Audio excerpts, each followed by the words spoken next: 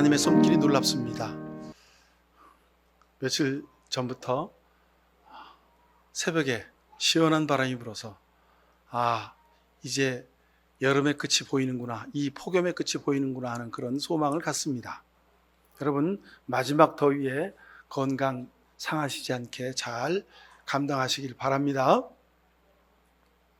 살아있다는 건, 여러분 시를 한번 좀 보시죠. 다나카와 신타라라고 하는 일본의 국민 시인인데, 이 사람이 그러니까 우리나라의 나태주 또는 김용택 시인과 같은 비슷한 사람입니다. 비룡서라고 하는 출판사에서 동화책으로 나왔는데, 그 내용을 제가 잠깐 앞부분만 읽어드립니다. 살아있다는 것, 지금 살아있다는 것, 그것은 목이 마르다는 것, 나뭇잎 사이의 햇살이 눈부시다는 것, 문득 어떤 멜로디를 떠올려 보는 것, 재채기를 하는 것, 당신의 손을 잡는 것, 살아있다는 것, 지금 살아있다는 것, 그것은 미니스커트, 그것은 플라테타늄, 그것은 요한 스트라우스, 그것은 피카소, 그것은 알프스. 아름다운 모든 것을 만난다는 것, 그리고 감추어진 악을 주의 깊게 막아내는 것, 살아있다는 것, 지금 살아있다는 것, 울 수 있다는 것, 웃을 수 있다는 것, 화를 낼 수 있다는 것, 자유로울 수 있다는 것. 중간까지만 읽어드렸습니다. 이분이 살아계시면 90이 넘으신 분인데, 하여간 그 어렵지 않은 단어 한 구절 한 구절을 통해서 우리 생명과 삶의 소중함이 얼마나 귀한 것인지를 다시 한번 우리에게 알려줍니다. 여러분, 그렇습니다. 살아있다는 것, 이것은 믿음의 사람들에게는 큰 축복입니다. 하지만 죄를 짓고 악인의 길에 걸어가는 사람들에게는 이 살아있다는 것이 심판이기에 하루하루가 지옥일 것입니다. 여러분, 우린 착각합니다. 영원한 삶은 구원받은 사람에게만 있다? 여러분, 아닙니다. 구원받은 사람 더하기 구원받지 못한 사람들까지도 영원한 생명이 있습니다. 여러분, 그러니 한번 심판받고 그냥 죽으면 좋을 텐데, 여러분, 죽질 않고 심판받은 채로 영원히 꺼지지 않는 불 속에서 고통당하게 될 것입니다. 그러기에 하나님이 우리에게 믿음의 사람이 되라고, 구원받은 백성이 되라고 말씀하시는 이유입니다. 생명은 영원합니다. 근데 그 영원한 생명을 은혜와 사랑과 감사와 기쁨으로 살아내는 여러분 모두 되시길 간절히 축원합니다. 지난 주간 중에 예레미야서를 읽어가면서 우리의 영적인 내면의 모습을 보게 하셨습니다. 이스라엘의 남유다 왕국, 그 남유다 왕국의 멸망을 내다보면서 눈물로 기도했던 예레미야 선지자의 마음이 여러분 모두에게도 전해졌을 겁니다. 예레미야는 제사장 가문에서 태어났습니다. 그래서 그냥 선배 제사장들이 했던 대로 그냥 이것저것 눈치 보면서 왕이 하라는 대로 시키고 백성들이 귀에 듣기 좋아하는 말만을 전했으면 예레미야는 그냥 편하고 즐겁고 신나게 세상을 호의호식하며 살 수 있었을 겁니다.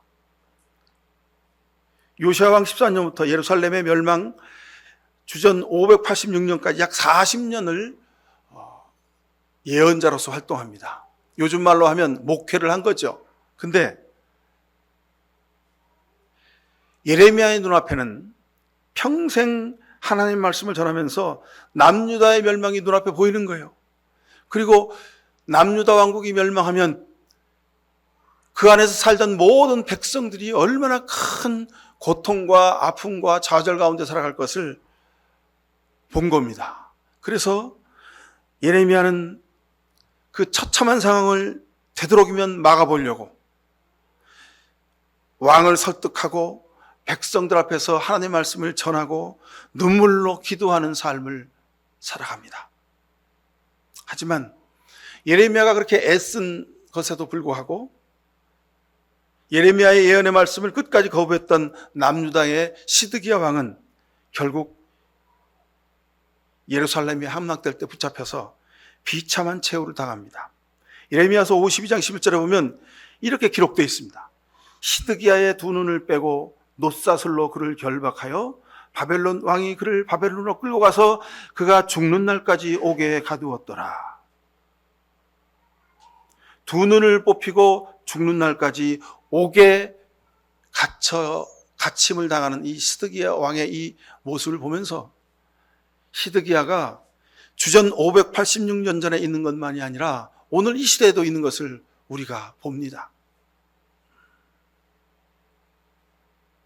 남유다는 결국 바벨론 군대에 의해서 예루살렘을 아주 그냥 초토화됩니다. 그렇게 아름답게 솔로몬을 통해서 모든 백성들이, 그리고 그 고대 근동의 수많은 주변 나라들이, 왕들이 성전을 지으라고 조공을 바친 그 아름다운 모든 정성을 다해서 지었던 예루살렘 성전이 돌 위에 돈 하나 남지 아니하고 다 무너져 버립니다.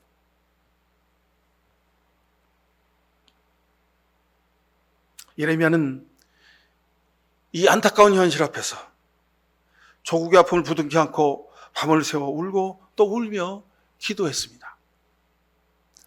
그 기록이 예레미야 애가에 그대로 기록되어 있습니다. 예레미야서 20장 9절에 보면 이제는 주님을 말하지 않겠다, 다시는 주님의 이름을 외치지 않겠다 하고 결심해 보지만 그때마다 주님의 말씀이 나의 심장 속에서 불처럼 타올라서 뼛속까지 타들어가니 나는 견디다 못해 그만 항복하고 맙니다. 하나님의 말씀을 듣고 깨닫고 하나님의 말씀이 내 안에서 넘쳐나서 그 말을 왕이시여 이렇게 가면 안 됩니다, 왕이시여 이렇게 가면 안 됩니다, 그렇게 외쳤지만 아무도 그의 말에 귀 기울이지 않아요. 그래서 예레미야는 나는 이제 뭐 예언을 하지 않겠어, 나는 이제 그만두겠어 그랬는데 하나님의 영이 예레미야의 뼛속까지 타들어가게 했다는 겁니다. 그래서 항복해서 다시 하나님 말씀을 증거하지 않을 수 없다고 고백하고 있는 것입니다. 예레미야서 39장에 보면 유다왕 시드기야 때 바벨론 왕 느부갓네살이 이끄는 군대가 예루살렘을 포위한 지 18달 만에 예루살렘 성을 함락시킵니다.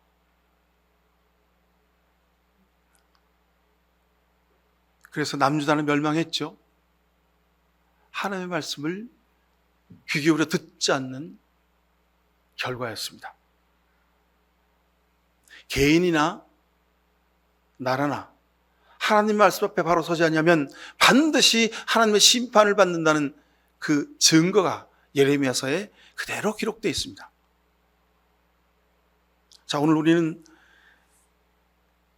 우리나라 민족의 평화 통일을 위해서 기도하는 평화 통일 기도주일로 지킵니다. 해마다 광복절 있기 직전 주일, 그 주일을 평화 통일 기도주일로 지키기로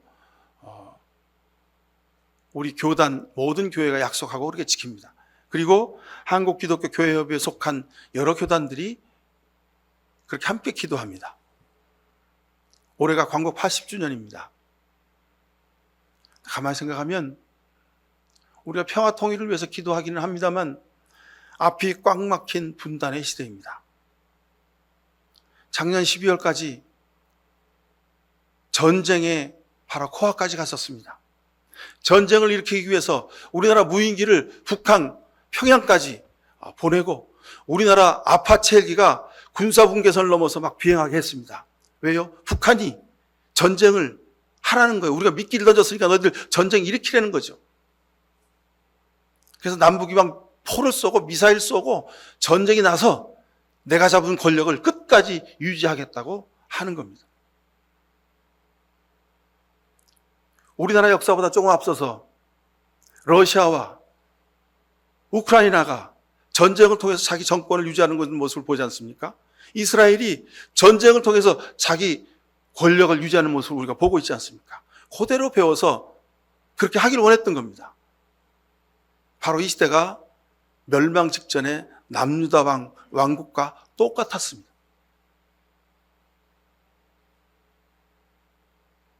그러니 우리가 이런 시대에서 무슨 남북 협력, 통일 이런 말들은 이제 흘러간 옛 노래처럼 생각됩니다. 그렇잖아요.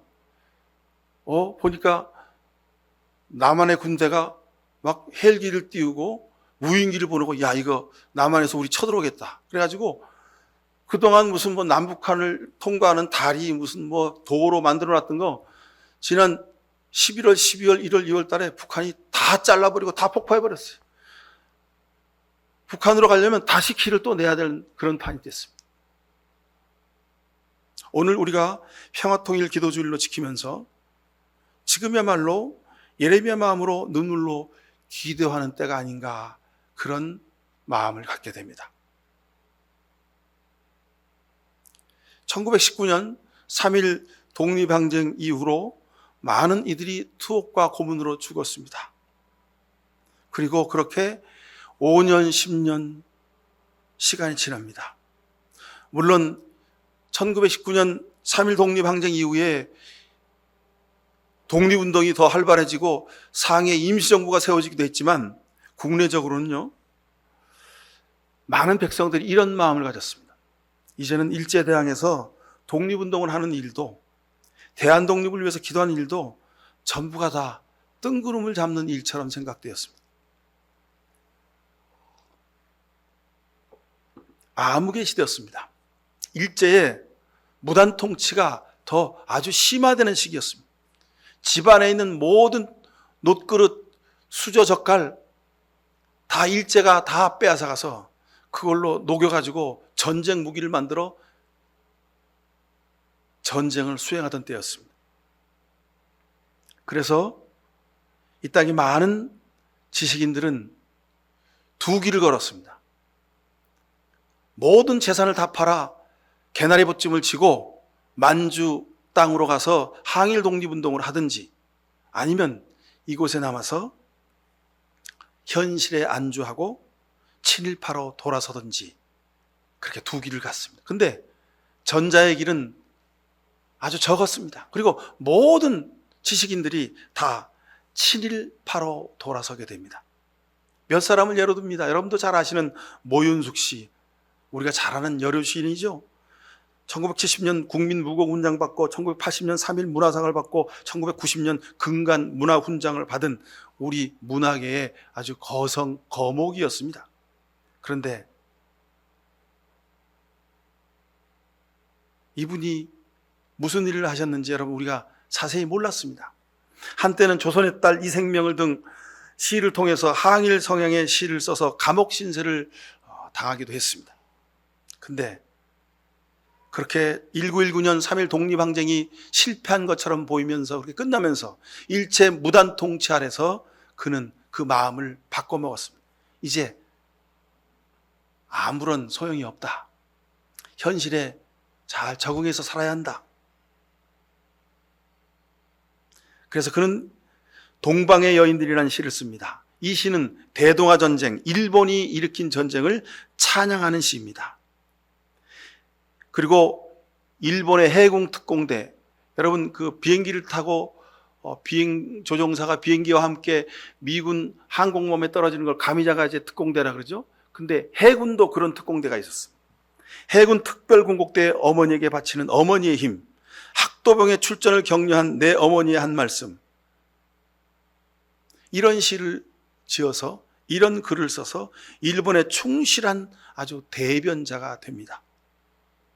아가야 너는 이라는 시를 통해서 그 내용 중에 이런 내용이 있습니다. 대동아를 메고 가란 힘찬 사명의 넓은 바다 한가운데서 너를 부른다. 너는 아세아의 아들 태양의 용사라고 일본 황제의 군대에 입대하라고. 일본 황군에 입대해서 조선의 청년들이 일본 황제를 위해서 죽는 것, 그것은 영광스러운 죽음이라고 그렇게 찬양을 합니다. 이 모윤숙 씨는 해방 이후에도 그녀는 정치, 외교, 문화 분야에서 활발한 활동을 했고, 그리고 마침내 자신의 생을 마감할 때까지 자신의 7일 행적에 대해서 한마디 반성도 없이 그렇게 생을 마감합니다. 모가지가 길어 슬픈 짐승이여 하는 유명한 그 시를 썼던 시인 노천명, 이분 역시 일본이 일으킨 전쟁을 정당하고 이에 동원된 이들의 사기를 높이는 림의 부르심을 받들고서 부인 근로대 등의 시를 아주 멋지게 썼습니다. 그래서 우리나라 일간지에 그 시들이 다 게재됐습니다. 여러분, 박순천 여사라고 아시죠? 제2대, 3대, 4대, 5대, 6대, 7대 야당 국회의원으로서 활동을 했습니다. 최초로 당 여성 총재가 되기도 했습니다. 아주 유명한 여류 정치인이었죠. 이분은 초창기에 젊었을 때는 3일 항쟁에 가담해서 감옥에 수감되기도 했지만 1940년 황도정신의 체득과 복을 목적으로 한 황도학회 발긴으로 나섭니다. 황도학회 발긴이란 말은 뭡니까? 내선일체 운동에 앞장서는 일을 하는 거죠.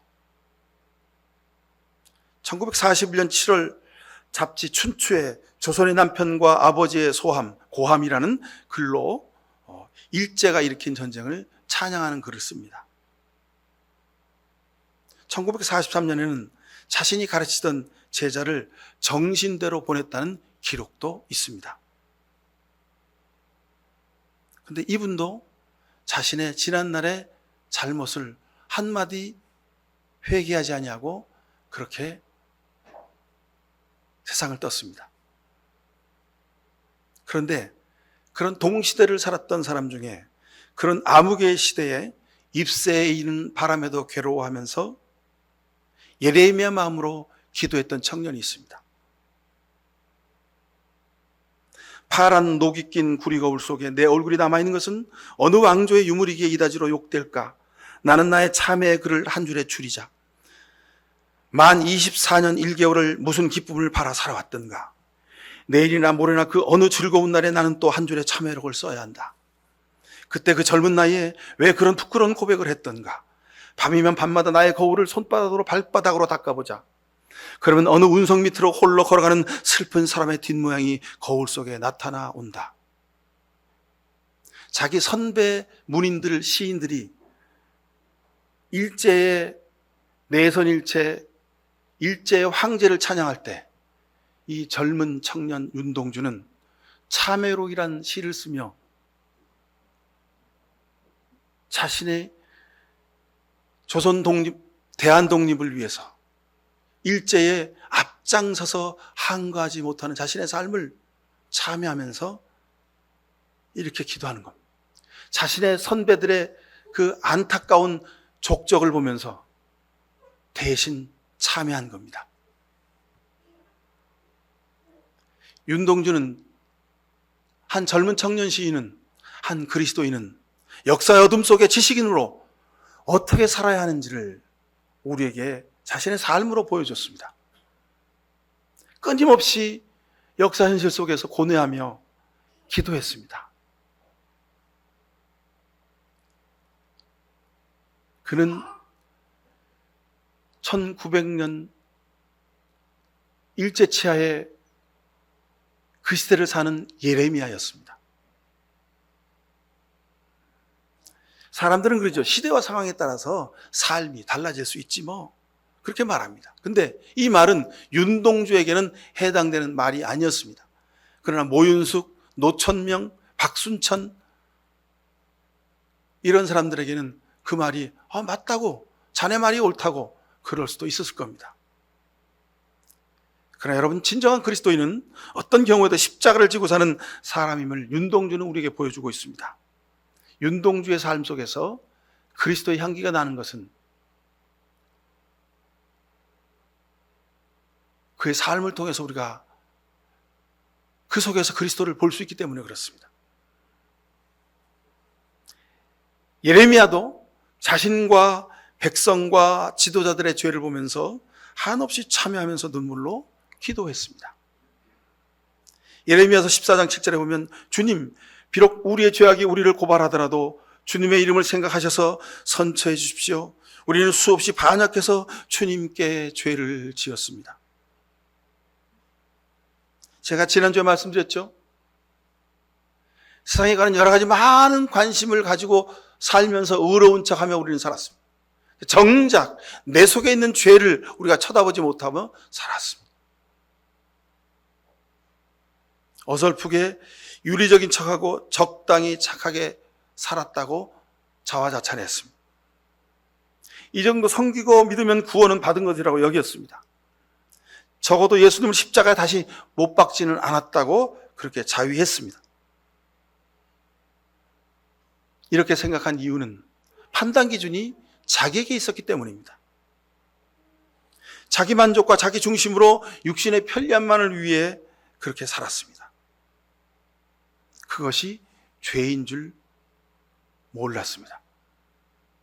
그렇게 우리는 알지도 못하면서 저지른 죄가 수없이 많습니다. 그러기에 우리의 삶을 통해서 예수님을 다시 십자가에 못 박고 살고 있는 겁니다. 그러기에 우리는 예레미야서를 읽으면서 하나님 어쩌면 좋습니까? 주님의 이름을 생각하셔서라도 우리를 불쌍히 여겨달라고 기도하지 않을 수가 없습니다. 예레미야서 17장 14절에 보면 주님 저를 고쳐주십시오. 그러면 제가 나을 것입니다. 저를 살려주십시오. 그러면 제가 살아날 것입니다. 주님은 제가 찬양할 분이십니다. 예레미야의 이 기도가, 이 간절한 기도가 여러분의 기도가 되길 바랍니다. 여러분, 우리는 세상을 살면서 육신의 고통 가운데 병들어 지쳐 헤맬 때도 있습니다. 마음의 근심, 걱정, 염려로, 아픔으로 밤을 지새울 때도 있었습니다. 내가 열심으로 수고하며 땀 흘려 일한 일들이 다 수포로 돌아가서 안타까워 주저앉았을 때도 있었습니다. 그럴 때 여러분 함께 이런 기도를 꼭 드릴 수 있길 바랍니다. 예레미야 마음으로 하나님 제 마음과 심장을 감찰하시니 주님의 손길만이 저를 고치실 수 있습니다. 병들어 지친 육신을 십자가 보혈로 씻어주시고 깨끗하게 고쳐주옵소서. 실망과 좌절로 주저앉아 헤매고 아파하는 영혼을 만져주시고 안아주옵소서. 사방이 막혀서 갈 바를 알 수 없습니다. 하늘을 향하여 두 손을 들고 기도할 때에 주님 우리의 손 잡아주시고 우리의 힘이 되어 주옵소서. 타는 속 찢어진 마음, 모래가 가득한 입에 예수 그리스도의 보혈을 발라주시고 주님의 생수를 우리에게 부어주시옵소서. 주님만이 내 삶을 치유하시고 내 영혼을 살리시고 우리의 삶을 온전히 회복시켜 주심을 믿습니다. 주님만이 우리의 소망이시고 위로가 되십니다. 주님만이 길이시고 우리를 새롭게 하실 수 있습니다. 주님만이 우리를 강건하게 하실 수 있습니다. 주님 저를 살려주십시오. 주님 저를 살려주십시오. 주님께 죄를 지었습니다. 불쌍히 여기시고 다시 기회를 주시사 주님 저를 살려주십시오. 예레미야의 이 기도가 여러분의 기도가 되기를 간절히 축원합니다. 오늘 본문에 부담이 되는 주님 말씀이라는 표현을 너희가 다시는 써서는 안 된다. 누구든지 그런 말을 쓰는 사람에게는 그 말이 그에게 정말 부담이 될 것이라고 하여라. 그렇게 말하는 것은 살아계신 하나님, 우리의 하나님 만군의 주님의 말씀을 왜곡하는 것이기 때문이라고 말하여라. 오늘 본문 보십시오. 34절 보십시오. 보시면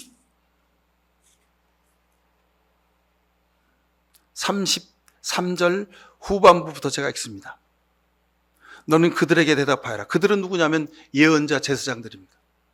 부담이 되는 주님의 말씀이라고 하였느냐? 나 주가 말한다. 너희가 바로 나에게 부담이 된다. 그래서 내가 이제 너희를 버리겠다고 말하였다고 하여라.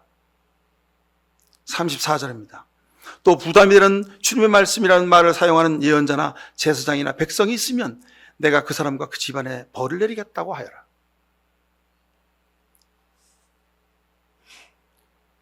여러분 왜 하나님의 말씀이 부담이 될까요?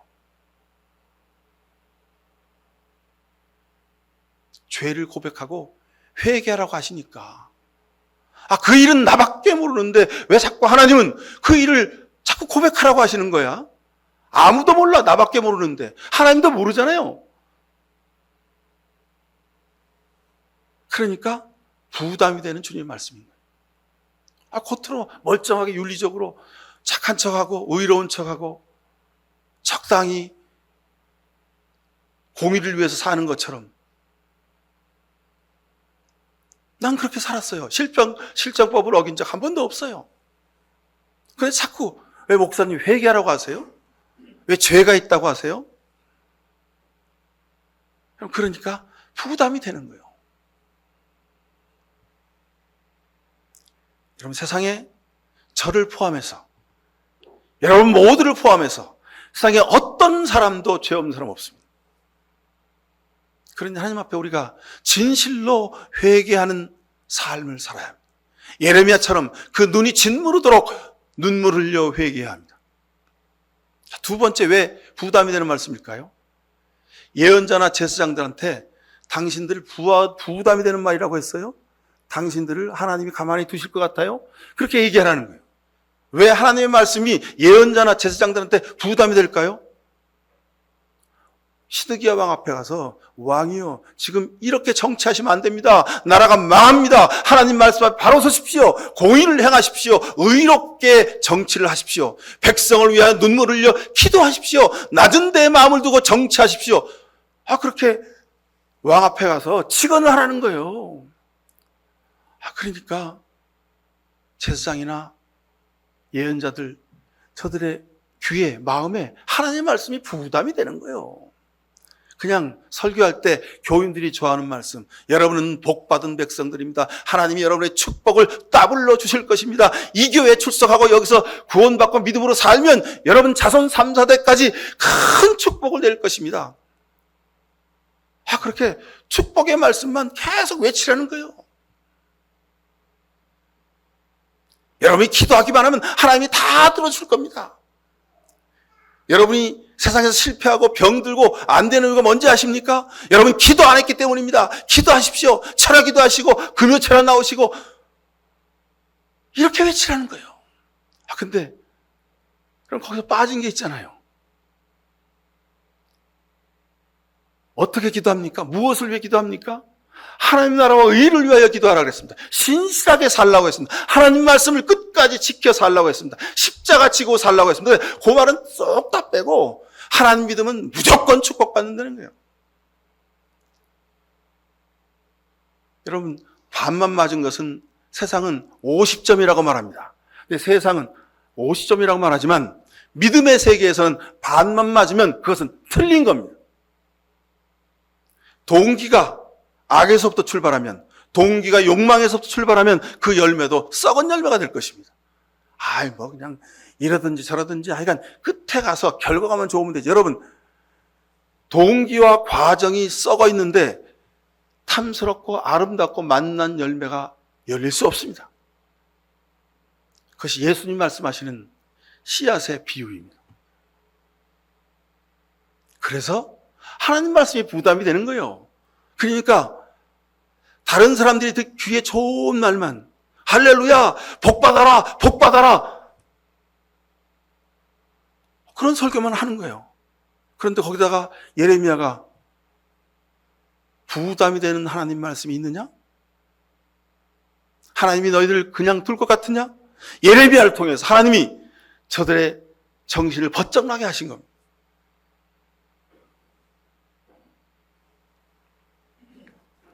사랑하는 성도 여러분, 하나님 말씀이 여러분 삶에 부담이 되십니까? 예수님의 십자가가 여러분 삶에 부담이 되십니까?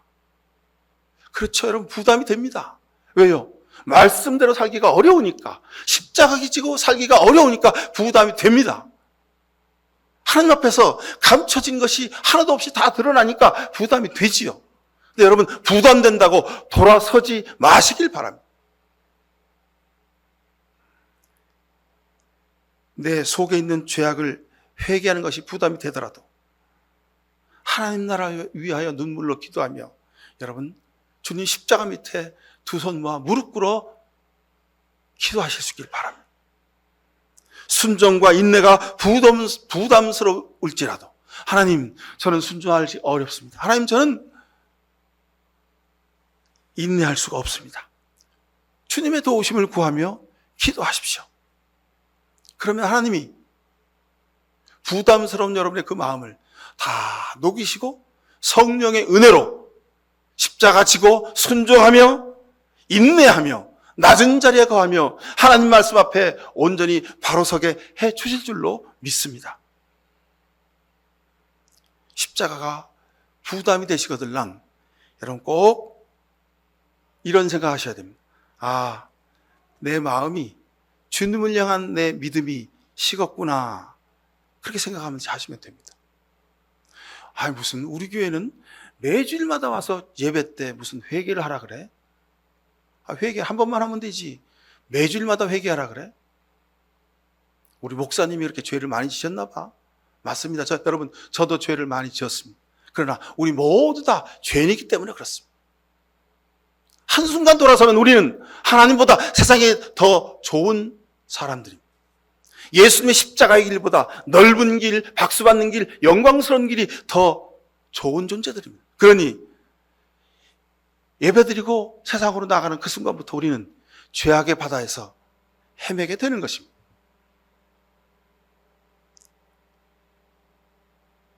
예레미야서 21장 8절에 보면 나 주가 말한다. 내가 너희 앞에 생명의 길과 죽음의 길을 둔다 그러셨습니다. 여러분, 생명의 길, 이 길은 회개하는 길입니다. 이 길은 하나님이 기뻐하시는 삶을 사는 겁니다. 이 길은 하나님 나라와 영광을 위해 사는 겁니다. 여러분, 다시 생각하십시오. 내가 생활하는 모든 일상의 순간순간에 내가 나만을 위해서 사는지 아니면 하나님이 기뻐하시는 일을 위해서 사는지 여러분 돌이켜 보십시오. 나만을 위해서 산다면 여러분 그 모든 것은 하나님 앞에 범죄함입니다. 그러니 우리가 회개하지 않을 수 없습니다. 우리 세상 살면서 넉넉하게 산다고 큰 소리 칩니다. 아, 이 정도 살면 됐지.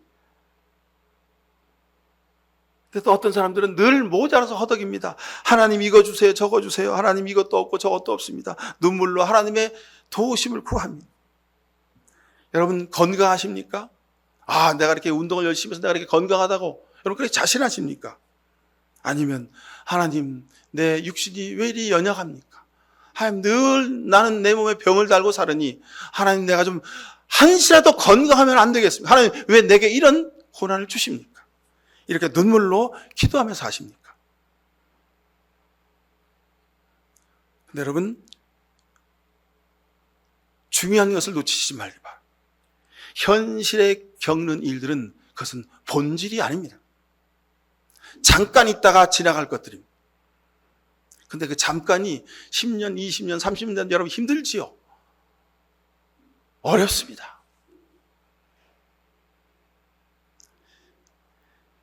제가 목양교회를 개척해서 쭉 이렇게 여러 가지 많은 목회 활동을 하면서 경험해 온 결과 여러분 세상에서 넉넉하고 늘 풍족하게 사는 사람들 참 믿음으로 사는 일이 쉽지가 않습니다. 왜냐하면 그 모든 것이 자기가 해서 그렇게 됐다는 거예요. 그래서 교만하기 쉽습니다. 그런데 반대로 힘들고 어렵고 가난하게 사는 사람들, 그 사람들도 교만이 하늘을 찌릅니다. 누가 나를 도와주는 것, 그건 당연하다는 거예요. 나는 당연히 도움을 받아야 된다고 그렇게 생각하며 사는 사람들이 많이 있더라고요. 그래서 여러분 돕는 것도 지혜를 가지고 그 상대가 상처받지 않도록 낮은 자세로 도와야 된다. 내가 가지고 있다. 야, 이거 가져 너 필요한다며? 이렇게 주면 안 됩니다. 무릎을 꿇고 이거 필요하신가요? 혹시 필요하시면 가지세요 하고 낮은 자세로 도울 수 있어야 됩니다.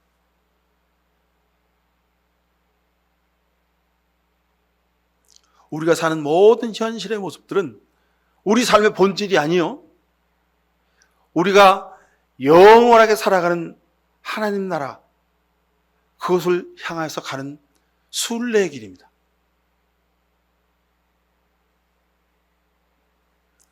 여러분 그러잖아요. 세상에 많은 부귀와 권세와 영화를 누린 사람들이 하나님을 조롱하는 모습을 많이 봅니다. 이른바 예언자라고 하는 사람들, 목회자라고 하는 사람들이 하나님을 조롱하며 자기 멋대로 사는 모습을 여러분 보시잖아요. 예레미야 시대에 예언자들이 그랬다는 거예요. 그래서 하나님 말씀이 부담된다는 거예요. 야, 그런 소리 집어쳐. 무슨 십자가고 고난이 그런 건 다 빼고 축복만 강조하면 돼. 그게 이 시대의 교회 부흥하는 길이야. 그런 교회들, 그런 목사들이 드글드글한 시대가 우리가 사는 시대입니다. 근데 예레미야서는 그런 사람들이 죽음보다 못한 삶을 살 것이라고 우리에게 말씀해 주고 있습니다. 비록 내 육신이 연약하고 내가 세상 살면서 부족한 일이 많이 있습니다. 내가 세상에서 넘어지고 고통당할 때도 많이 있습니다. 아픔을 겪기도 합니다. 그런데 이 삶이 십자가 밑에 무릎 꿇어 자신의 죄를 고백하며 하나님의 도우심을 구하는 이 삶이 영원히 복된 삶이라고 예레미야서는 우리에게 증명해 주고 있습니다. 아니요. 성경 전체 믿음의 선조들이 우리에게 증명해 주고 있습니다. 우리 삶의 모든 것, 삶의 죽음까지도 전부가 주님의 손 안에 있습니다. 그러니 여러분, 하루를 살더라도 영원한 나라를 바라보며 사십시오. 여러분, 오늘도 여러분이 어느 곳에서 무슨 일을 하면서 이 한 주간 사시든지 낮은 자리에 가십시오. 예수님처럼, 윤동주처럼 그렇게 낮은 자리에서 예레미야의 심정으로 눈물로 기도하며 살아가십시오. 그럼 여러분의 인생이, 여러분의 가정이, 우리 교회가, 이 나라의 민족이 하나님의 은혜를 누리게 될 줄로 믿습니다. 기도하십시다. 사랑의 하나님, 우리를 불쌍히 여겨 주옵소서. 예수 믿고 구원받아 하나님의 축복을 누려서 우리가 세상에서 온갖 부귀와 영환을 누리는 것이 하나님의 복인 줄 알았습니다. 그러나 예레미야서를 읽으며 그것은 가짜이고 사탄의 유혹임을 우리가 깨닫습니다. 우리를 불쌍히 여기사 날마다 끊임없이 자신의 죄를 고백하며 십자가 앞에 믿음으로 바로 서게 하옵소서. 그래서 하나님이 기뻐하시는 삶을 살며 주님처럼 좁은 길, 십자가의 길을 걸어가는 우리 모두 되도록 은혜를 베풀어 주옵소서. 주님 앞에 두 손 모아 날마다 회개하며 살아가는 모든 영혼들 위해 하나님의 놀라운 은혜와 복을 내려 주옵소서. 예수 그리스도 이름으로 기도하옵나이다. 아멘. 하나님 말씀 앞에 부담을 넘어서서 하나님 말씀을 온전히 묵상하며 그 말씀대로 살기 위하여 몸부림치고 수고하며 애쓰는 이 시간 머리 숙인 모든 주의 백성들 머리 위에 하나님 아버지의 귀하신 사랑과 예수 그리스도의 십자가의 특별하신 은혜와 성령의 복 내려줌이 저들의 가정과 일터와 이 나라 민족의 역사 위에 지금부터 영원히 함께해 주시옵기만을 간절히 축원하옵나이다. 아멘.